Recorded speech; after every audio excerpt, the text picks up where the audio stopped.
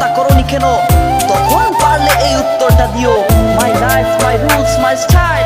তাই বোন আমার, এখনো সময় আছে, আল্লাহর পথে ফিরে আসো, পর্দা করো। খোসাবিহীন একটা চকলেটে হাজার পিঁপড়া জমাট করে। যেই ছেলেটা তোমাকে